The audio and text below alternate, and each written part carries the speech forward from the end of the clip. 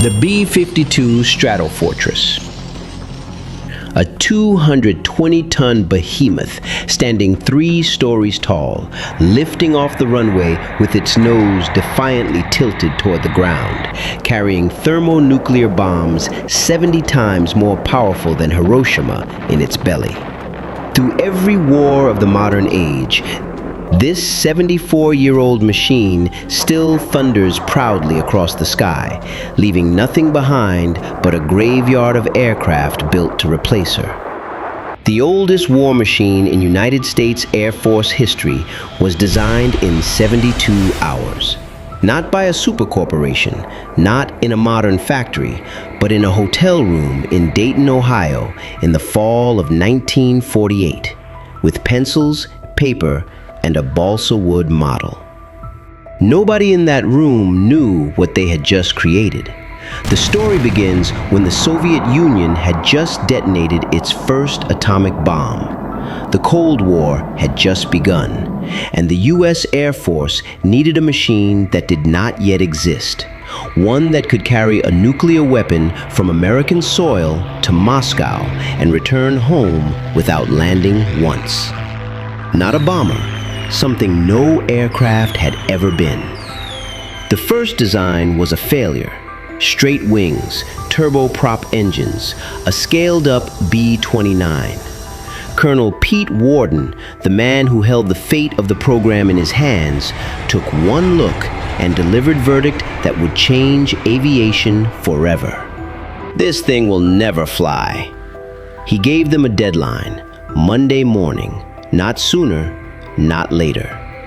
And so, the most audacious warplane in aviation history was born in 72 hours.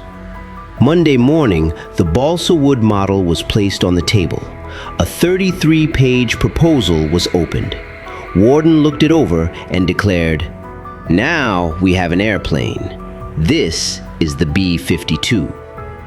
On April 15, 1952, at Boeing Field in Seattle, the YB-52 prototype rolled onto the runway. Nobody had ever seen anything that large lift off before. 8 Pratt & Whitney engines shuddered to life and tore through the Seattle air. And then, the 100-ton machine rose from the earth, slowly, menacingly, like a fortress refusing to accept gravity.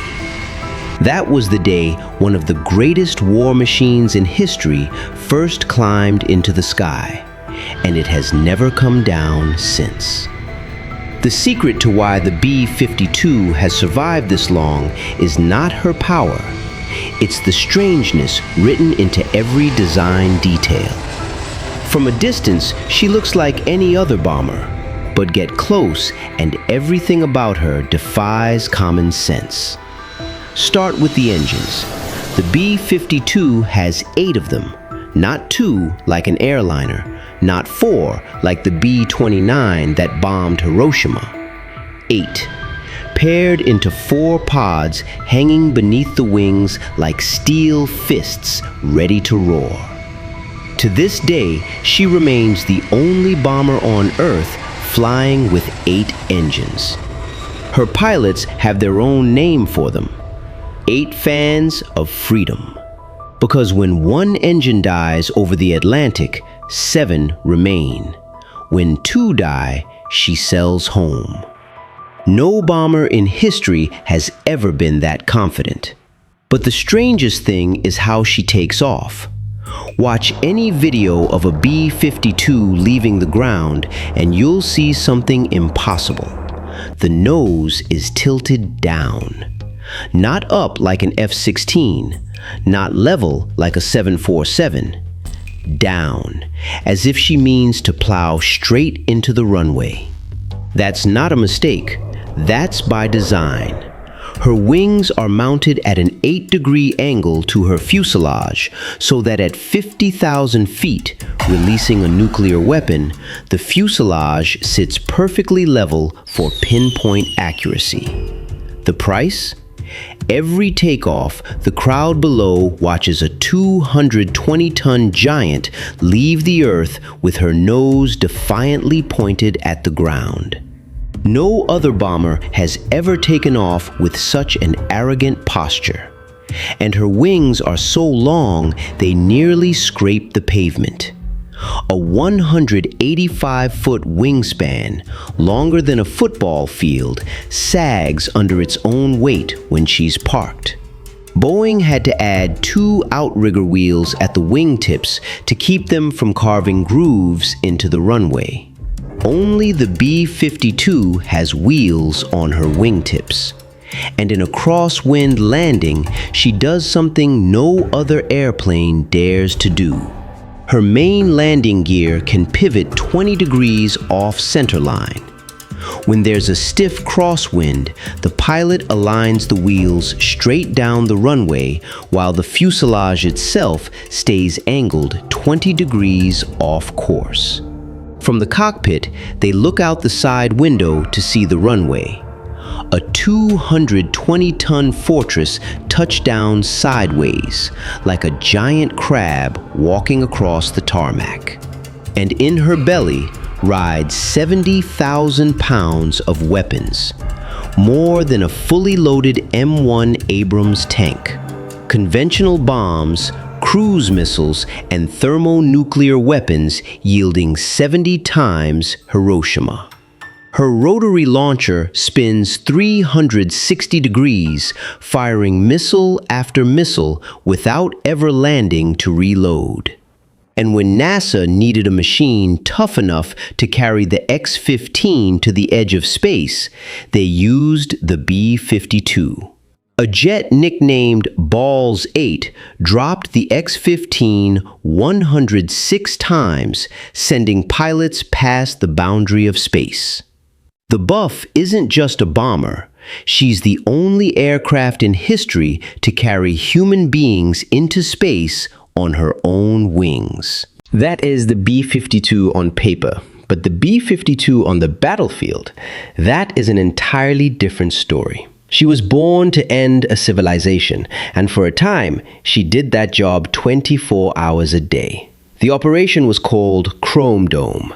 At any moment, 12 B-52s carrying live thermonuclear bombs had to be airborne near the Soviet border. 4 bombs per aircraft. Each bomb 70 times Hiroshima. But when you keep a nuclear-armed fleet in the air year after year, accidents are only a matter of time. January 24th, 1961, North Carolina. A B-52G suffered a catastrophic fuel leak and broke apart over Goldsboro. 2 Mark 39 hydrogen bombs fell onto American soil. Each yielded 3.8 megatons, 250 times Hiroshima. The first bomb performed exactly as designed. The parachute deployed, the arming sequence began. 6 of the 7 steps required for full nuclear detonation completed, and only 1 low-voltage safety switch, a component smaller than a fingertip, stood between the United States and a nuclear disaster on its own soil. If that switch had failed, fallout would have blanketed Washington, Baltimore, Philadelphia, all the way to New York. Millions dead. The switch held. America survived. Sandia expert Parker F. Jones later wrote a classified report, titling it as a nod to Dr. Strangelove, How I Learned to Mistrust the H-Bomb. His conclusion? 1 simple low-voltage switch stood between the United States and a major catastrophe. The Air Force did not stop Chrome Dome. 5 years later, their luck ran out. January 17th, 1966. Above the fishing village of Palomares, Spain, a B-52G was refueling at 30,000 feet. The pilot closed on the KC-135 tanker just a touch too fast. The refueling boom punched through the bomber's fuselage. Both aircraft exploded into a single fireball across the morning sky. 4 thermonuclear bombs fell freely toward the sleeping village below. 3 hit land. 2 of them detonated, not their nuclear cores, but the conventional explosives inside, scattering plutonium dust across the tomato fields of Palomares. And the 4th bomb vanished into the Mediterranean. What followed became the largest deep-sea search in human history. The U.S. Navy deployed a task force, mini-submarines, and hundreds of divers. But the man who cracked the mystery was a Spanish fisherman named Francisco Simo Orts, who had watched with his own eyes as the bombs splashed into the water. The weapon lay at 2,550 feet. When the recovery cable snapped during the first lift, the bomb tumbled another 350 feet deeper. It took 80 days to bring it home. The cost endures to this day. 1,400 tons of radioactive Spanish soil was sealed into drums and shipped across the Atlantic to be buried in South Carolina. Nearly 60 years later, the tomato fields of Palomares are still contaminated. As of 2025, the cleanup remains unfinished. 2 years after Palomares, another B-52 crashed at Thule, Greenland. Chrome Dome was killed forever. But the machine that flew it kept on flying. Because on the other side of the world, she was walking into the war that would redefine her legacy. Vietnam. During Operation Linebacker II in December 1972, B-52s dropped more than 15,000 tons of bombs on Hanoi in 11 days. But the sky over North Vietnam was no sanctuary. 31 B-52s were shot down, mostly by Soviet-built SAM missiles. This was the deepest scar of her career. And yet, in that very sky, the slow-moving giant did something no one expected. On December 18, 1972, a MiG-21 lined up behind the tail of a B-52. Staff Sergeant Samuel Turner squeezed the trigger of his quad .50 caliber tailgun. The MiG shattered into fire. 6 days later, an 18-year-old airman named Albert Moore did it again aboard Diamond Lil. It was the last time in history a bomber shot down a fighter with a machine gun, and the largest bomber ever built did it twice. By the 1970s, the B-52 should have been retired. New machines were arriving, faster, more sophisticated, stealthier, each designed to replace her. None of them succeeded. The U.S. Air Force tried 3 times to replace the B-52. All 3 attempts freed. First came the B-58 Hustler, a supersonic beauty flying at twice the speed of sound, wearing the futuristic silhouette of the 1960s. But she was too complex, too competitive, too dangerous to fly. 10 years after entering service, the B-58 vanished from the skies. The boot tedious filled. Then came the XB-70 Tokari, America's golden dream. A white machine soaring at Mach 3 at 70,000 feet, where no missile could reach her. But she never made it out of testing. Only 2 were ever brought. 1 was torn apart in a mid-air conversion. Valkyrie never carried a single luxury bomb. The B-52 flew on. While the would-be successors fell one by one, the aircraft 7 B-52s lifted off from Barksdale Air Force Base, Louisiana, in absolute secrecy. Destination, Iraq.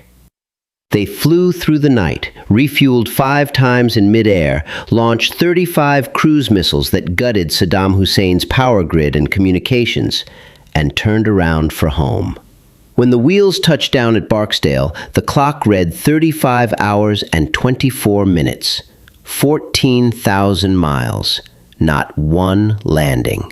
It was the longest combat sortie in human history, a record the B-52 still holds today, and all 7 bombers came home intact. But she isn't always so serious. Sometimes she likes to play tricks. Spring 1990. The Persian Gulf. Two B-52s radioed the aircraft carrier USS Ranger requesting a flyby. Air traffic control approved, but when the bombers called in at 5 miles out, the controller scanned the sky and saw nothing. The B-52 pilot answered with 2 words, "Look down." Two 220-ton fortresses were skimming beneath the flight deck of the carrier. So low the ocean spray was flying off their wings. She remains the only bomber bold enough to pull that Top Gun trick in reverse, a colossal machine flying lower than a warship. But not every story ends well. Also during the Gulf War, a B-52 was struck by a missile, not by an enemy, but by an American AGM-88 Harm that mistook the bomber's tail gun for enemy radar. The bomber landed safely, wearing a new nickname painted on her fuselage, "In Harm's Way." After that, the Air Force made a final decision. In 1991, they removed every tail gun from every B-52. The last bomber ever to shoot down a fighter with a machine gun would never shoot down another aircraft again. But that wasn't the end. Because while the B-52 kept flying, the newest aircraft designed to replace her had already started to age.